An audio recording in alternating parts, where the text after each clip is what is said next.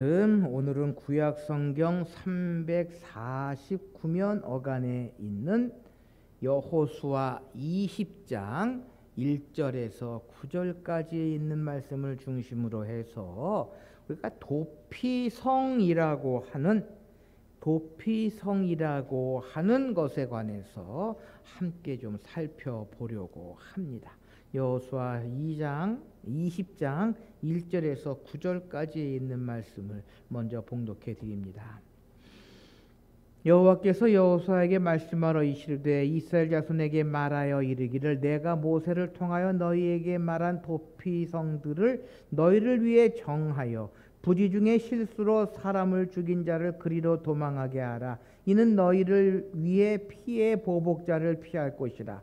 이 성읍들 중에 하나에 도피하는 자는 그 성읍에 들어가는 문 어귀에 서서 그 성읍의 장로들의 귀에 자기의 사건을 말할 것이요 그들은 그를 성읍에 받아들여 한 곳을 주어 자기들 중에 거주하게 하고 피의 보복자가 그의 뒤를 따라온다 할지라도 그들은 그 살인자를 그의 손에 내주지 말지니 이는 본래 미워함이었고 부지 중에 그 이웃을 죽였음이라. 그 살인자는 회중 앞에 서서 재판을 받기까지 또는 그 당시 제사장이 죽기까지 그 성읍에 거주하다가 그 위에 살인자는 그 성읍 곧 자기가 도망하여 나온 자기 성읍 자기 집으로 돌아갈지니라 하라 하시니라. 이에 그들이 납달리의 산지 갈릴리 게데스와 에브라임 산지의 세겜과 유대 산지의 기럇 아르바 곧 헤브론과 여리고 동쪽 요단 저편 르우벤 지파 중에 평지 광야의 베셀과 갓 지파 중에서 길르앗 라못과 므낫세 지파 중에서 바산 골란을 구별하였으니 이는 곧 이스라엘 모든 자손과 그들 중에 거류하는 거류민을 위하여 선정된 성읍들로 누구든지 부지 중에 살인자가 그리로 도망하여 그가 회중 앞에 설 때까지 피의 보복자의 손에 죽지 아니하게 하기 위함이라. 아멘.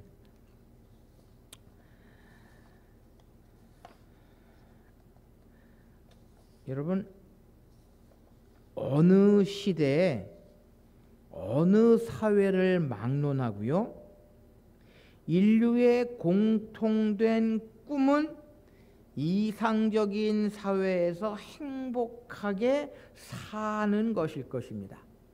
시대마다 유토피아를 꿈꿔왔습니다. 플라톤은 이상 국가를 꿈꾸었습니다.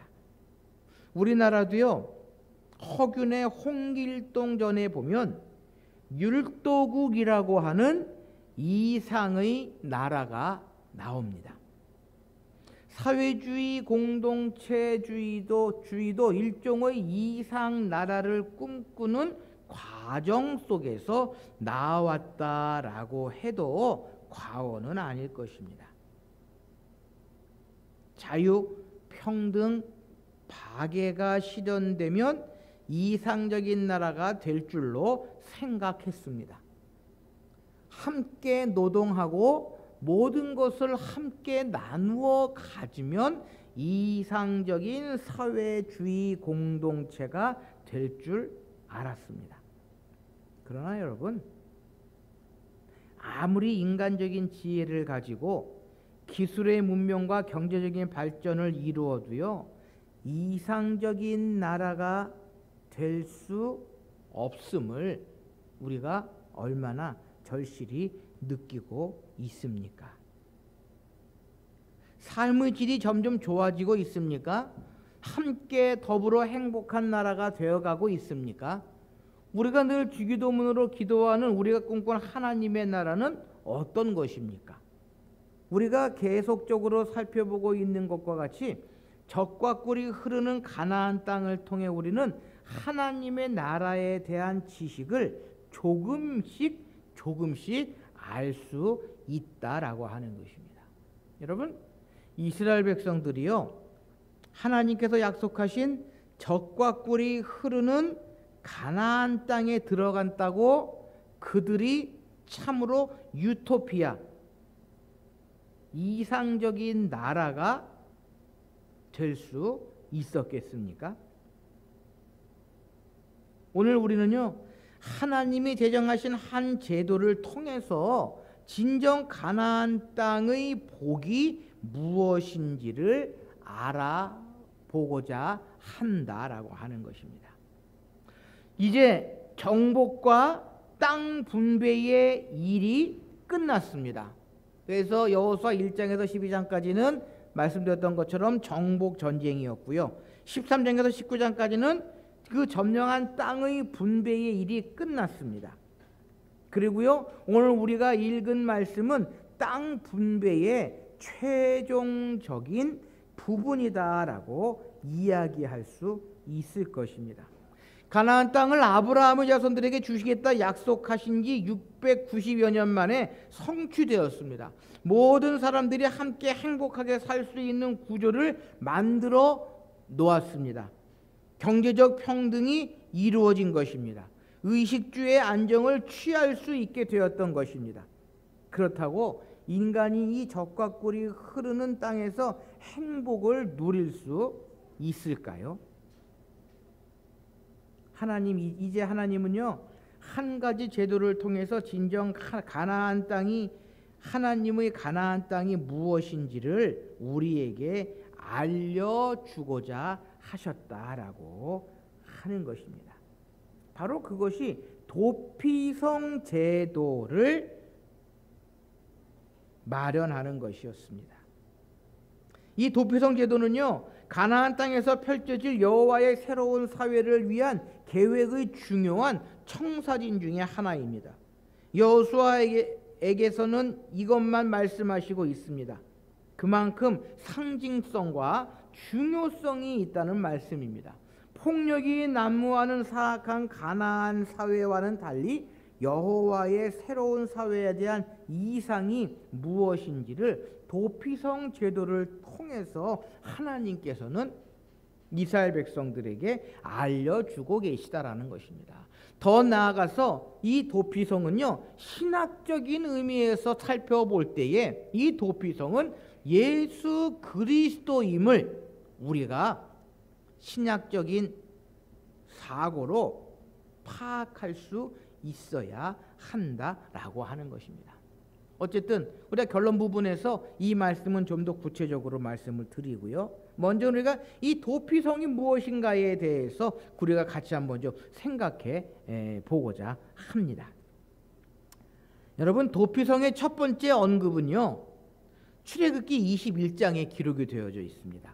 21장 13절 말씀에 보면, 만일 사람이 고의적으로 한 것이 아니라 하나님이 사람을 그 손에 넘긴 것이면 내가 그를 위하여 한 곳을 정하리니 그 사람이 그리로 도망할 것이라 라고 기록해주고 있습니다. 그리고 민수기 35장에서 보다 자세히 도피성에 대해서 언급이 되어 있습니다. 또 여호수아 20장에 나온 도피성은요, 그동안 하나님께서 미리 말씀하신 것을 땅을 분배하면서 여호수아가 도피성을 지정하여 실행에 옮긴 것이다 라고 하는 것입니다. 이렇게 도피성에 대한 가르침이 성경 여러 곳에서 나오는 것으로 보아서 중요한 교훈을 내포하고 있는 것을 우리가 발견하게 된다라는 것입니다. 그렇다면 이 도피성을 세운 이유가 무엇이겠습니까?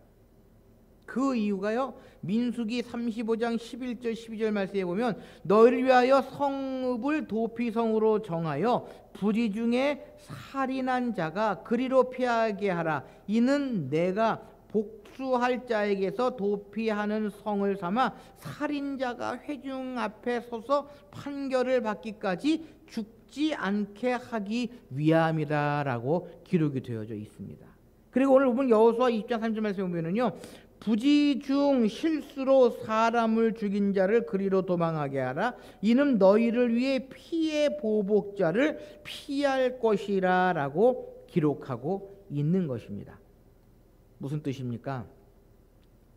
아무런 원한이나 감정도 없이 실수로 사람을 죽인 자에게 보복당하지 않고 살 수 있는 길을 열어주기 위하여 이러한 제도를 만들게 하셨다라는 것입니다. 하나님은요 사람의 마음속에 복수심이 가득하여 또 다른 사람을 살인하지 아니하도록 이런 제도를 만들어 주셨다라고 하는 것입니다. 여러분, 이 이야기는요, 이 도피성은요 단순하게 약자를 보호하기 위한 사회보장 제도만을 말하는 것이 아닙니다. 죄인이 죄를 용서받고 가나안 복지에 살아갈 수 있는 길을 보여주는 제도다라는 것입니다. 이것은 무엇으로 가능합니까? 도피성을 만드시는 하나님의 사랑, 하나님의 은혜로 가능한 것입니다. 하나님이 피난처가 되시는 것입니다. 피할 길을 주신 하나님, 덮으시는 하나님을 보여주시는 것이다라는 것입니다. 그저 사람이 피신해서 살아가는 것이 아니라 이 도피성은요 하나님의 사랑, 하나님의 은혜가 내포되어져 있다라는 것입니다. 하나님은 무고한 생명이 희생되는 것을 원치 않으십니다.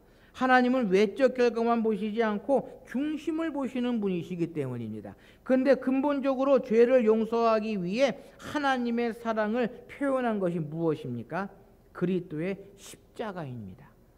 공의와 사랑을 동시에 성취한 것입니다. 그러므로 이 도피성은요 그리스도를 상징하는 것이다 라고 이야기할 수 있다라고 하는 것입니다. 우리가 그것을 더 정확히 할 수 있는 것이 오늘 본문의 6절 말씀인데요. 6절 말씀 보시면 그 살인자는 회중 앞에 서서 재판을 받기까지 또는 그 당시 제사장이 죽기까지 그 성읍에서 거주하다가 그 후에 그 살인자는 그 성읍 곧 자기가 도망하여 나온 자기 성읍 자기 집으로 돌아갈지니라 하라 하신지라 라고 기록하고 있습니다. 도피성에 피한 사람이 자기 집에 돌아갈 수 있는 데는 제사장이 죽은 후였습니다. 제사장이 죽으면요 도피성에 피해 있던 자들에게 사면이 내려진다는 것입니다. 대제사장이 죽어 사면령이 내려지면 보수자가 살인자를 만나도 복수의 원칙에 따라 피를 흘리게 할 수 없다라는 것입니다. 대제사장의 죽음으로 대신 은총이 내려지는 것입니다. 이 도피성은요 장차 오실 예수 그리스도의 그림자요 상징인 것을 우리에게 말씀하고 계시다라는 것입니다. 그러니까 하나님께서는 이 도피성을 만드시고 도피성을 통해서 예수 그리스도께서 온 인류의 죄를 위해 죽으시고 우리가 속죄의 은총을 받을 것을 말씀해 주고 계시다라는 것입니다. 실수로 살인한 자가 도피성에 들어오면 살았던 것처럼 우리는요 예수 그리스도께 피하면 살 수 있다라는 것입니다. 예수님은 세상 죄를 지고 가신 어린 양으로 이 땅에 오셨습니다. 우리의 모든 죄를 용서해 주시기 위해 이 땅에 오신 것입니다. 예수님께 피하기만 하면 우리는 모두 다 용서를 받을 수 있고 참으로 하나님의 나라의 백성이 될 수 있다라고 하는 것입니다. 그러므로 도피성은요 유일한 구원의 처소이고 그 도피성이 예수 그리스도임을 우리는 기억해야 한다라고 하는 것입니다. 여러분, 간음한 여인을 우리 주님께서는 용서해 주셨습니다. 십자가의 강도도 우리 주님께서는 용서해 주셨다라고 하는 것입니다. 마치 실수로 사람을 죽이는 죄를 범하였지만 도피성에 찾아오면 살아날 수 있는 것처럼 우리 주님께 나아오면 우리는 죄의 문제에서부터 완전히 용서를 받게 될 수 있다라고 하는 것입니다. 바로 그것이 도피성을 세우신 목적이다라고 하는 것입니다. 신약적인 의미의 도피성이다라고 이야기할 수 있을 것입니다. 자, 그런데요. 이 도피성은요, 그냥 마구잡이로 아무렇게나 무질서하게 운영된 것이 아닙니다. 도피성을 어떻게 운영하라고 했습니까? 오늘 보면 4절에서 6절까지에 있는 말씀이 그것을 우리에게 이야기합니다. 4절 말씀을 보시면 오살자는 도피성의 장로들에게 사고의 원인을 보고해야 하고요. 장로들은 사건을 심판한 후에 성에서 살도록 했습니다. 그리고 복수하는 자로부터 안전하게 보호를 합니다. 그래서 복수하려고 한 자가 재판을 청구하면 회중 앞에서 재판을 받게 됩니다. 도피성에 피한 자는 2번의 재판을 받아야 하는데요. 한 번은 성에 들어갈 때, 또 한 번은 고의적인 것인지 아니면 실수인가를 구별하기 위하여 회중 앞에 모인 곳에서 재판을 받아야 했다라는 것입니다. 또 5번째 제사장이 죽으면 오살자는요, 자유를 얻어 고향으로 돌아갔다라는 것입니다. 여러분, 하나님께서 도피성을 만드실 때에 아무 생각 없이 아무런 질서 없이 만드신 것이 아니라 이러한 질서를 가지고 체계적으로 도피성을 만드셨다라는 것입니다. 여러분, 하나님은 질서의 하나님이시다라는 것입니다. 체계적으로 모든 것들을 이루어 나가시는 그러한 하나님이시다라는 것입니다. 여러분, 이 일을 통해서요, 우리는 구속의 원리를 가르쳐주고 있음을 깨달아야 합니다. 한 사람의 죽음으로 인해 다른 한 사람의 범죄가 사하여지는 것입니다. 즉 예수 그리스도께서 죽으심으로 인하여 우리 오늘 범죄했던 우리들이 다시 살아나게 되고요, 영생을 얻게 된다는 것을 보여주고 계시다라는 것입니다. 도피성으로 피신해 온 자가 오직 제사장의 죽음에 의해서만 진정한 자유를 누릴 수 있었던 것처럼 우리도요, 예수 그리스도의 십자가의 죽으심으로 말미암아 온전한 구원을 이룰 수 있다라고 하는 것입니다. 그 어떤 것으로, 그 어떤 다른 것으로 우리가 구원을 받을 수 있는 것이 아니라 예수 그리스도의 그 십자가의 죽으심으로 우리가 그 모든 것들을 이루어 나갈 수 있다라고 하는 것을 우리에게 보여주고 있다라고 하는 것입니다. 여러분, 도피성을 떠난 살인자에게는요, 그를 죽이려는 복수자의 위협이 늘 기다리고 있을 것입니다. 마찬가지로 도피성이 되시는 예수 그리스도를 떠나 있는 인간은요, 무서운 죽음의 그림자가 늘 기다리고 있음을 우리는 깨달아야 한다라는 것입니다. 예수님은 요한복음 15장 5절 말씀에 나는 포도나무여 너희는 가지니 저가 내 안에 내가 저 안에 있으면 이 사람은 과실을 맺으면 나를 떠나서 너희가 아무것도 할 수 없다라고 말씀하시면서요, 사람이 내 안에 거하지 아니하면 가지처럼 밖에 버리워 말라지나니 사람들이 이것을 모아다가 불에 던져 살으니라라고 말씀하셨습니다. 무슨 이야기입니까?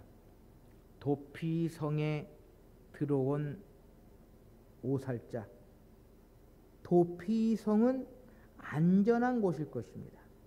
그러나 도피성을 떠나가면 죽임의 공포 그리고 복수의 그림자가 늘 따라다닐 수밖에 없다라는 것입니다.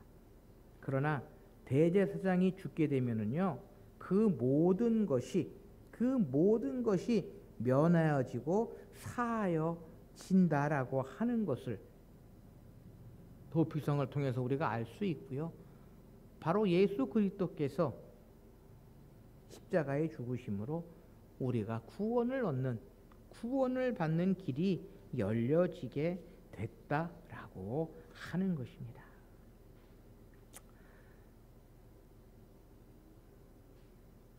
여러분, 이 도피성이 이스라엘 땅에 몇 곳에 있었겠습니까? 이 도피성이요, 한 곳에만 있던 것은 또 결코 아닙니다. 자, 다음 화면 한번 띄워주시겠습니까?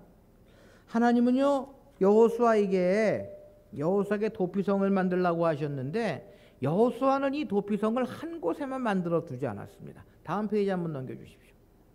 화면 바꿔주시면, 예, 도피성을요 한 곳이 아니라 6곳에 만들어 놓았다라는 거. 여러분들 보시기에 지금 하얀색 네모가 그려져 있는 것이 6곳의 도피성이고요. 그 경계는 이스라엘이 정복 전쟁을 마친 후에 우리가 지난 시간에 살펴보았던 것처럼 가나안 땅을 분배했던 12지파가 땅을 차지한 그 경계가 구분이 되어져 있습니다.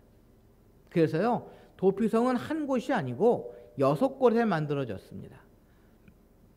그 이유야 뭐 어디 있는지 우리가 정확히는 알 수 없지만 미루어 짐작하는데, 여러분 동쪽에 있는 르우벤, 갓, 므낫세 반 지파가요 요단강 서편에 도피성이 한 곳만 있었다면 아마 오는 길에 복수하려고 하는 사람한테 죽임을 당했을 것입니다. 그런데 여호수아는 이 도피성을 6군데를 만들었습니다.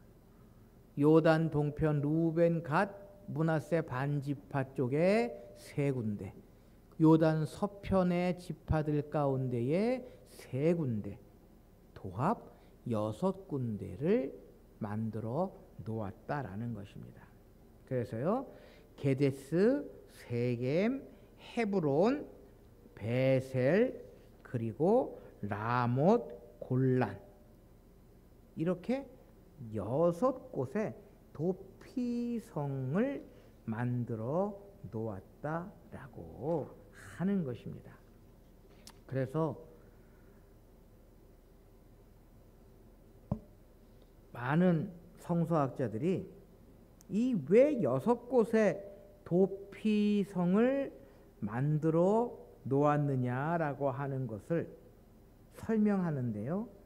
특별히 메투엘리라고 하는 신학자는요 6 도피성의 이름이 지닌 뜻을 그리스도와 연관시키고 있다라는 것입니다. 게데스, 거룩한 곳이라고 한 뜻을 가지고 게데스는요 성전 되신 예수 그리스도를, 또 어깨라고 하는 세겜이라고 하는 곳은요 짐진 자들이 쉬게 하는 곳이라고 하는 이름으로 정사를 어깨에 맨 예수 그리스도를, 또 헤브론, 친교라고 하는 의미를 가지고 헤브론의 성도들을 하나님과 교제하게 하시는 예수 그리스도로, 또 베셀, 성체, 강한 성이라고 하는 의미를 가지고 있는 이 베셀은요 성도들이 피할 성이 되시는 그리스도, 또 라못이라고 하는 높은 곳, 고귀하게 되는 곳이라고 하는 그런 의미를 가지고 있는 라못은요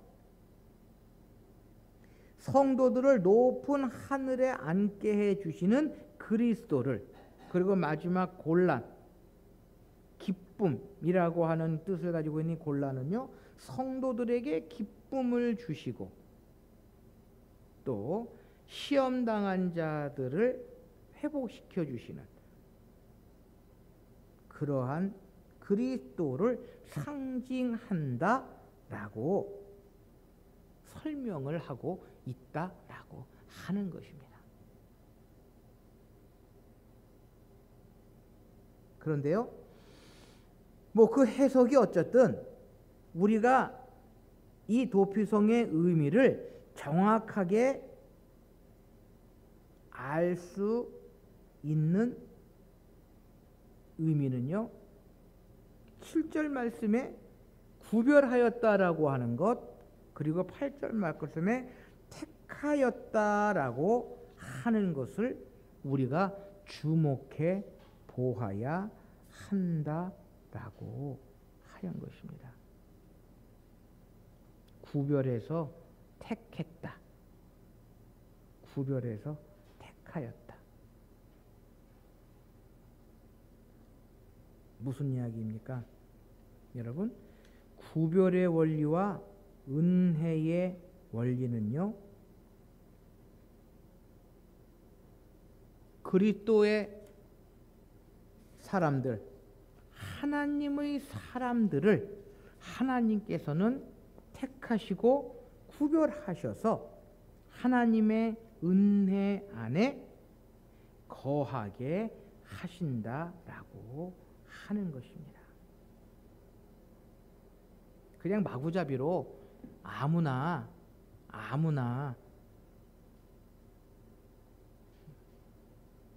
하나님의 구원의 반열에 들이시는 것이 아니라 하나님께서 택하시고 구별하신 자들만이 하나님의 구원의 반열에 들어갈 수 있다라는 것입니다. 그래서 칼빈은요, 하나님의 구원의 계획 속에 예정되어져 있는 사람들이 있다라는 것입니다. 구원받기로 예정되어져 있는 사람들이 있다. 하나님께서 택해 주신 사람들이 있다라고 하는 것입니다. 또 하나 이 도피성에서 우리가 기억해야 할 것은 9절 말씀인데요. 9절 말씀에 보면 이는 곧 이스라엘 모든 자손과 그들 중에 거류하는 거류민을 위하여 선정된 성읍들로서 라고 기록하고 있습니다. 여러분, 이스라엘 자손들만이 이 도피성에 들어갔습니까? 아니거든요. 9절에 보면 그들 중에 거류하는 거류민을 위하여 선정된 성읍이다라는 것입니다. 무슨 이야기입니까? 이방인도 포함이 되었다라는 것입니다. 유대인들만이 아니라 이스라엘 사람들만이 피하는 것이 아니라 모든 사람들이, 이방인도 포함됐다는 것입니다. 인종과 신분주의를 막론하고 누구에게나 동일한 구원의 은총을 베풀어 주시는 것을 우리에게 보여주고 계시다라고 하는 것입니다.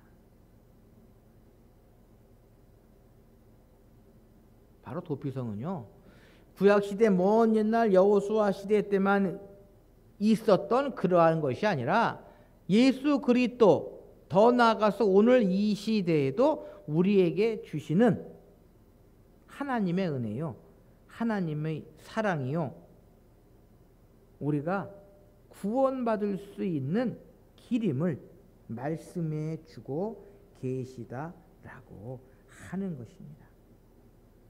도피성은요, 항상 열려 있었습니다. 누구나 받아들일 수 있었습니다. 수용과 박애의 원리가 통하는 것이고요, 문제, 위험, 고난에 처한 사람을 받아들이는 곳입니다. 보호와 공급이 되는 곳이고요, 도피한 자는 안전하게 보호받을 수 있는 것이고요, 충분한 방이 있어 넉넉한 공간이 확보하고 있었고요, 기본적인 삶이 보장된 것이고요, 구체적인 필요를 공급할 수 있는 그러한 곳이었다라는 것입니다. 또한 6군데를 통하여 접근이 용이했고 누구에게나 쉽게 접근할 수 있고 누구나가 접근할 수 있는 그러한 곳이었다라고 하는 것입니다.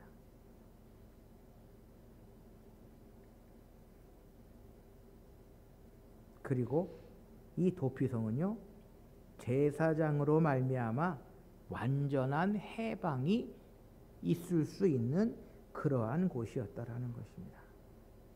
사회적 악순환의 고리를 끊고 하나님의 은혜와 인간에 대한 하나님의 사랑이 깃든 곳이고요, 사회적 안전장치이고 제도적으로는 사회 보장 제도다라고 하는 것입니다.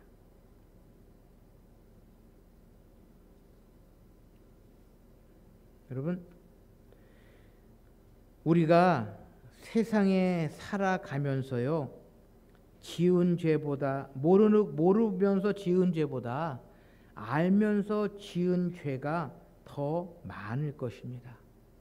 이렇게 알면서 지은 죄를 위해서는 구약의 도피성이 아니라 이보다 더욱 확실한 속죄소를 가야만 합니다. 다시 말해 도피성에서도요, 보호받지 못할 죄를 지은 자를 위해서 새로운 대제사장이신 예수 그리스도께서 오셔야 한다라는 것입니다. 예수께서는 모든 죄를 용서하시고 보호하십니다. 알지 못하고 지은 죄뿐만이 아니라 뻔히 알면서 지은 죄까지도 용서하여 주시는 분이십니다. 예수님에게 오면 과거에 어떤 죄를 범하든지 용서받을 수 있다는 것은 가장 기쁜 소식, 좋은 소식이요 복음이다라는 것입니다. 바로 구약 성경에 내포되어 있는 도피성이요, 예수 그리스도를 예표하는 제도다라고 하는 것입니다. 오늘은 우리가 짧게나마 이 도피성에 관한 이야기를 좀 함께 나누었습니다. 어찌 보면 이 도피성은요, 오늘 우리가 살고 있는 이 시대와는 전혀 상관이 없는, 관계가 없는 그러한 일일지도 모릅니다. 그러나 그 속에 내포되어져 있는 깊은 의미, 하나님의 은혜, 하나님의 사랑, 이 시대에 예수 그리스도를 통해서 우리에게 주시고자 하시는 하나님의 은혜, 하나님의 사랑을 우리는 발견할 수 있어야 한다 하는 것입니다. 예수 그리스도께서 우리의 도피성이십니다. 그리고 더 나아가 이 시대의 교회들이 이 시대의 모든 사람들에게 도피성이 될 수 있어야 한다라는 것입니다.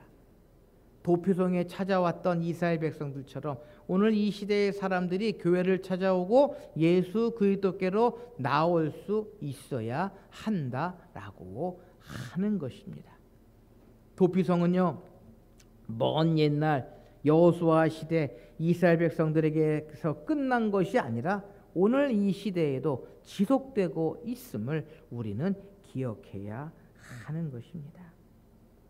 우리의 모든 자리가 그리스도가 임재하는 자리가 되도록 해야 합니다. 그리고 그리스도를 모시는 것에 대해서 제한된 우리의 모든 습관들을 버려야 할 것입니다. 기도하십시다.